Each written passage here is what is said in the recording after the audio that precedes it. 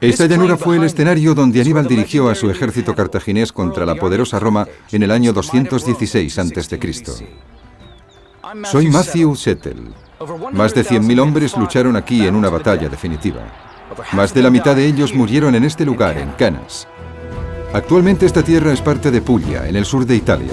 Es difícil imaginar cómo debía de ser entonces, pero con la nueva tecnología de videojuegos vamos a lograr ver esta gran batalla como nunca antes la habíamos visto. La inmensa cantidad de soldados, las formaciones de las tropas, cómo lucharon y cómo se ganó la batalla. Lo veremos como los generales desearían haberlo visto en batallas decisivas.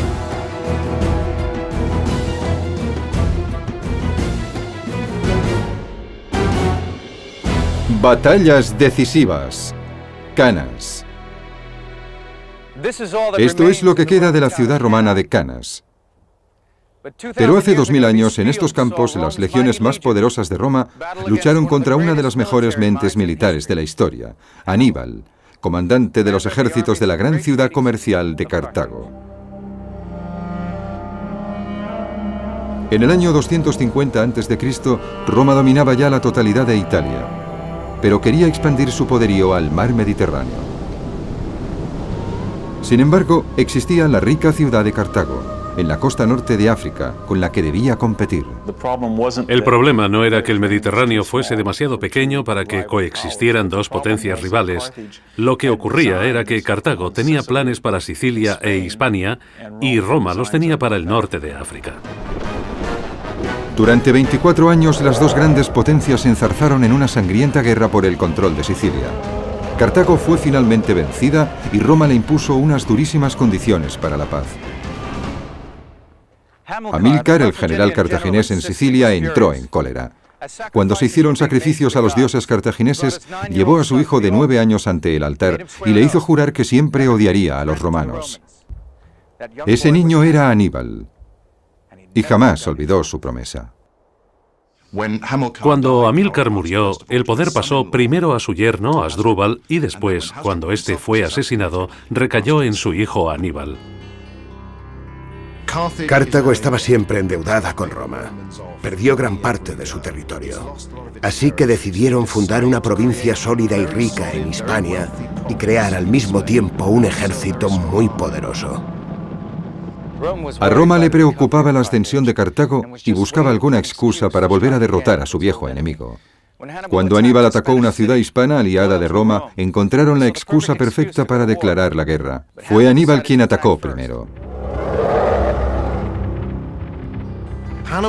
Aníbal pensó que la única manera de vencer a Roma era combatir directamente a los romanos en Italia, en Roma. La estrategia de Aníbal es uno de los casos más claros de la historia en los que se demuestra que la mejor defensa es un buen ataque. En el año 218 a.C., los cartagineses iniciaron su marcha hacia el norte a través de Hispania con un ejército de 100.000 hombres y 37 elefantes. Y entonces Aníbal hizo algo totalmente impensable. Cruzó los Alpes en mitad del invierno. Aníbal era un líder que gozaba de un gran carisma. Podía hacer que sus tropas realizaran cosas que muchos hombres no habrían soñado hacer jamás. Un ejército al mando de Aníbal podría pretender cualquier hazaña. Era un hombre joven, de 20 y tantos años, pero su eterno odio a los romanos le guiaba a él y al resto de su ejército. Los romanos se enfrentaron con Aníbal por primera vez en la batalla de Trebia. Con la nueva tecnología de videojuegos podremos ver a Aníbal en acción como nunca antes lo habíamos hecho.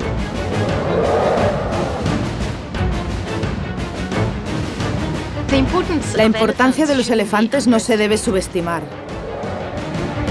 No se usaban como animales de carga, sino como elementos ofensivos. Y eran muy importantes para la imagen. Se han conservado monedas cartaginesas con la imagen de Aníbal por un lado y un elefante por el otro.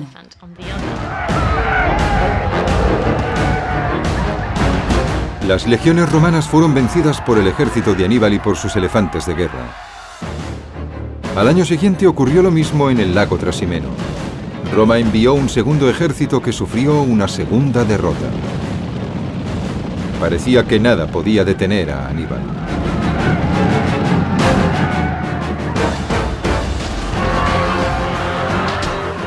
Su ejército se desplazó a través de Italia hacia el sur hasta alcanzar el mar Adriático, donde se detuvo. Aníbal se hallaba ya a menos de 150 kilómetros de Roma. Las legiones romanas ya habían sufrido más de 100.000 bajas. Desesperados, los romanos decidieron jugárselo todo en una gran batalla, a la que destinaron 8 legiones que sumaban unos 70.000 hombres. Los romanos decidieron arriesgarlo todo. Iban a formar un ejército enorme, el doble de numeroso que cualquier otro al que Aníbal se hubiese enfrentado antes para aplastarle.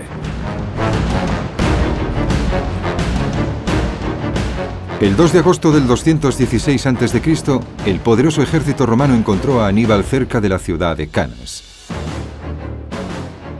Todos los pronósticos estaban contra Aníbal, pero él contaba con su ingenio. Se trataría de la batalla más sangrienta de la antigüedad.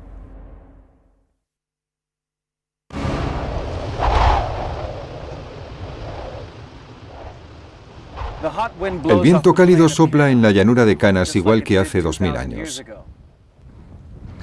Pero entonces esta tierra, que no estaba cultivada, se convirtió en campo de batalla para 2 de los más poderosos y diferentes ejércitos de la antigüedad.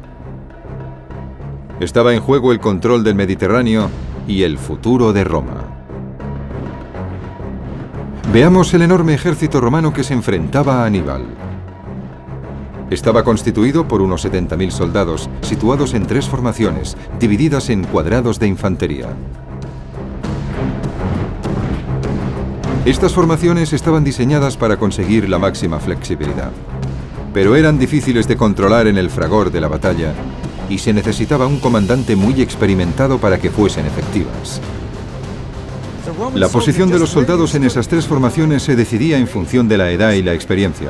Los que tenían entre 17 y 25 años se colocaban en la primera formación, el núcleo de la batalla. Los nuevos reclutas ganaban experiencia o morían. Si llegaban a los 25 años se les situaba en la segunda formación, constituida por soldados con experiencia, y si conseguían sobrevivir hasta convertirse en curtidos combatientes, se colocaban en la tercera formación. Puede que ya no fueran muy rápidos, pero su experiencia podía ser de gran ayuda para el ejército romano. Veamos qué fue lo que contempló Aníbal y su ejército. Los legionarios de la primera formación actuaban como cortina, haciendo que fuera difícil saber cómo se organizaban las tropas romanas o cuántas eran. El ejército de Aníbal no se parecía en nada a la maquinaria militar romana dispuesta en el otro lado del campo de batalla. Era un ejército formado por soldados de distintas procedencias. Desde África habían llegado los lanceros libios y la caballería númida con sus pequeños y rápidos caballos. Había galos de la actual Francia, así como guerreros hispanos luchando a pie o a caballo. Aníbal disponía de 10.000 jinetes, mientras que los romanos a caballo solo sumaban 6.000. Y eso suponía una doble ventaja, ya que la llanura de Canas era perfecta para la guerra de caballería. Pero Aníbal solo contaba con 40.000 soldados de infantería frente a los 70.000 legionarios romanos. El inmenso ejército romano estaba al mando de 2 comandantes, Paulus y Varro, que se turnaban para dirigirlos en días alternos. Era complicado aunque ambos comandantes coincidieran en la estrategia, pero no era así. De hecho, tenían estrategias opuestas. Paulus era partidario de un acercamiento cauteloso y no quería apresurarse a entablar batalla. Por el contrario, Varro estaba ansioso por empezar la lucha y pretendía presentar batalla en la llanura, donde el enorme ejército romano tenía espacio suficiente para maniobrar. El 2 de agosto del 216 a.C., como el mando estaba en manos de Varro, el ejército romano empezó a formarse para presentar batalla. Como siempre, la infantería ocupó el centro, con destacamentos de caballería a cada lado para vigilar los flancos. No sabemos exactamente lo que planeaba Varro, pero decidió cambiar el orden normal de batalla. Ordenó a las formaciones romanas que se situaran con una mayor densidad. Había menos huecos y prácticamente ninguna posibilidad de cambiar de formación. Con inteligencia o con estupidez total, los cónsules habían accedido a comprimir las legiones para crear profundidad y sorprender con la idea de que habían penetrado en el ejército cartaginés. Sacrificaron la flexibilidad a cambio de la potencia. Así que Aníbal ideó una estratagema. Colocó a sus galos y a sus hispanos en una formación que se abría hacia los lados, lejos de las líneas romanas. Parecía que invitaba a un ataque violento contra el centro de sus fuerzas, inferiores en número. Incluso sus propios soldados debieron de preguntarse qué planeaba. Aún así, él mismo se situó en la parte más vulnerable del frente, en el centro, donde más dura sería la lucha. Tenían que resistir el empuje de esa enorme apisonadora romana. Se colocó allí para dar ánimos a la parte más débil de sus fuerzas. Hasta cierto punto debía apelar a las emociones, a la cultura de guerra de los galos que formaban muchas de esas unidades. Esta era una cultura en la que se debía destacar, hacer cosas espectaculares, llamar la atención. Curiosamente, Aníbal había dejado sus mejores tropas, los lanceros libios del norte de África, en reserva, en los flancos de su ejército. Pero sabía perfectamente lo que hacía. Tenía un plan en mente.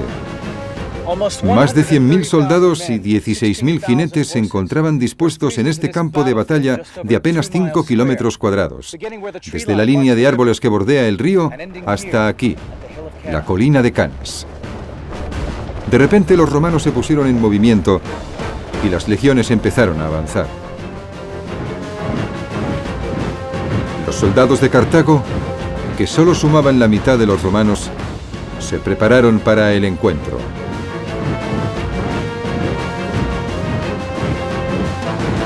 La batalla de Canas había empezado.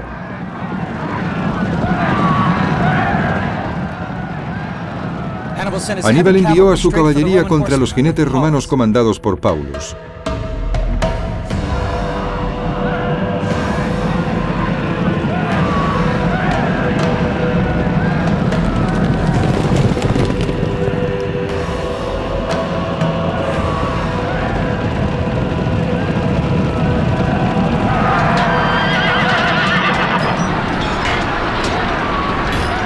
La lucha fue feroz y brutal.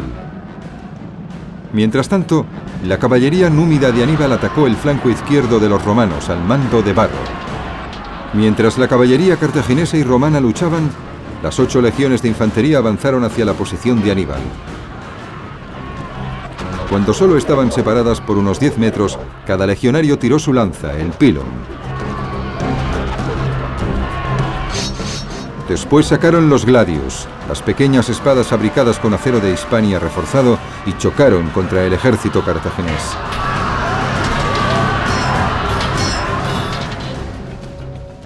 Estos son reproducciones de un gladius y de un escudo. El escudo se usaba para golpear a los adversarios y se acompañaba con un rápido ataque. Solo el escudo pesa 10 kilos.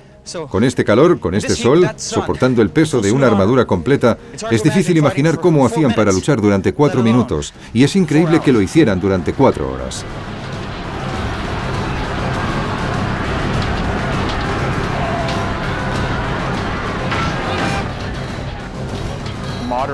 Las reconstrucciones modernas del arma nos enseñan que un hombre musculoso con un gladius tenía más fuerza, más potencia ofensiva que una lanza, una flecha o cualquier otra arma manual o proyectil. El número de combatientes romanos era inmenso. Y el ejército de Aníbal sufrió muchísimas bajas mientras las legiones se abrían paso hacia el centro. El extraordinario empuje romano parecía imparable. La suerte de Aníbal y de sus hombres pendía de un hilo. La derrota parecía inevitable, pero Aníbal estaba a punto de poner en marcha su estratagema.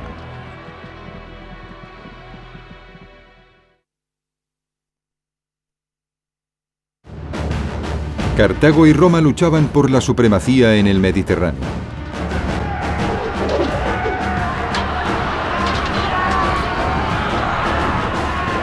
La situación parecía ser desastrosa para Aníbal, ya que sus hombres caían alrededor suyo y las legiones penetraban en el centro de su ejército como si fueran un ariete.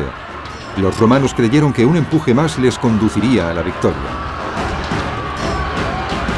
Pero no se daban cuenta del creciente peligro que les estaba rodeando. Ahora empezaba a quedar claro por qué Aníbal había adoptado la formación de media luna.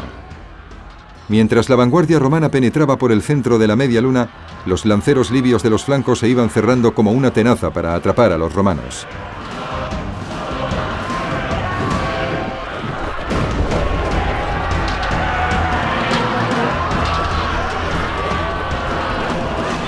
Los soldados del centro del ejército romano no podían utilizar sus espadas.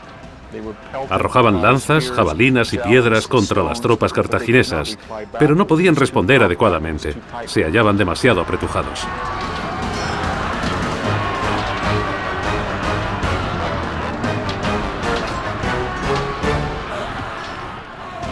Los romanos formaban una gran masa como las multitudes que salen de un campo de fútbol. No veían lo que pasaba.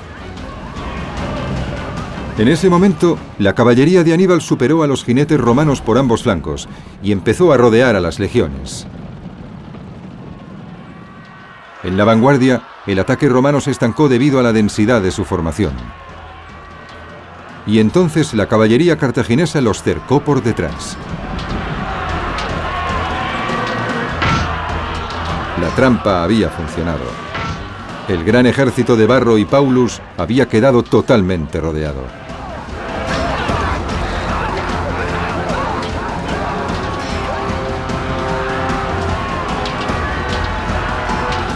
Si hubiesen mantenido la cabeza fría, podrían haber encontrado la manera de escapar de forma organizada y recuperarse para seguir batallando. ¿Qué ocurrió? Miedo, emociones, pánico. Fue una cuestión de ánimo, ímpetu y terror y todas esas otras emociones que explican por qué un bando gana y el otro pierde.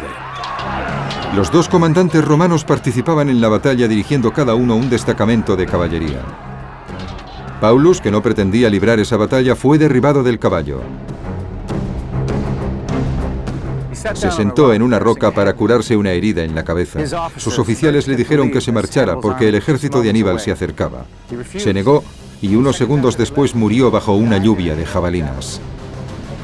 ¿Y qué pasó con Varro, que se había mostrado tan dispuesto para el combate? Escapó hacia Roma y se le perdonó la derrota.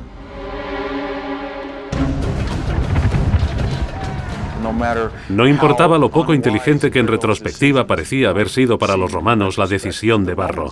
No iban a cuestionarla porque el rasgo principal de todos los comandantes romanos era la agresividad. Hay que tener en cuenta que lo que ocurrió en Cannas no debía haber ocurrido.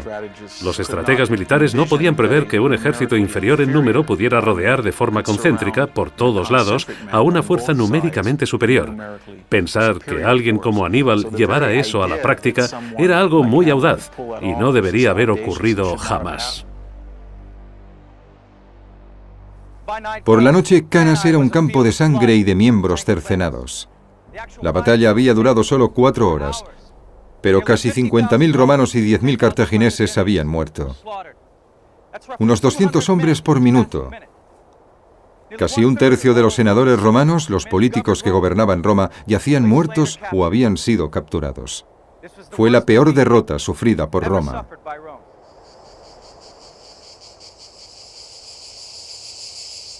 Cannas es casi el símbolo de la victoria perfecta.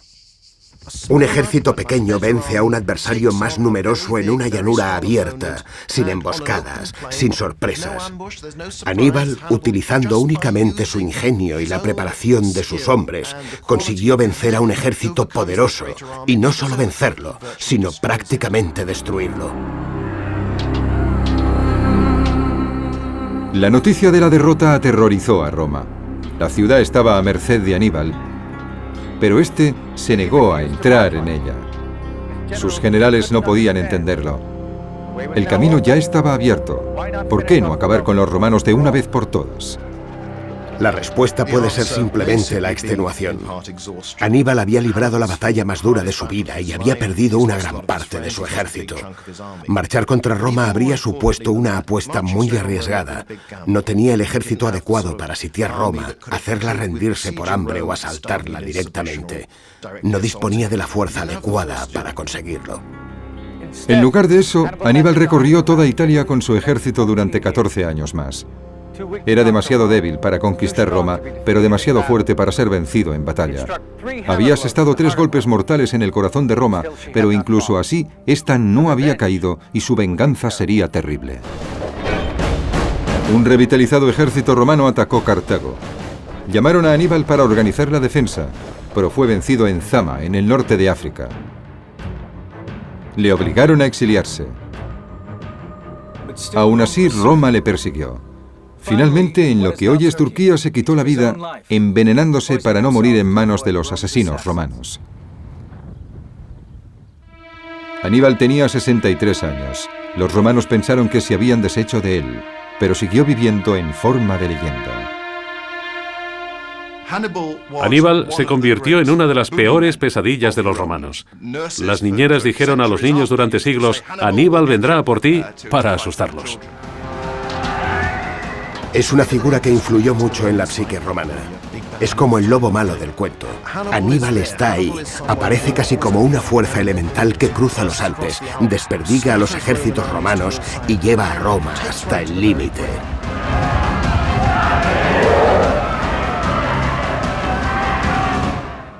Aníbal mantuvo la promesa que hiciera a su padre y a sus dioses, pero al no poder destruir Roma, la había hecho más fuerte. Los romanos aprendieron una amarga lección y reorganizaron su ejército. 50 años después de la muerte de Aníbal, no solo habían borrado Cartago del mapa, sino que habían arado la tierra en la que se asentaba y habían plantado sal. Pero no pudieron borrar nunca el recuerdo de Canas.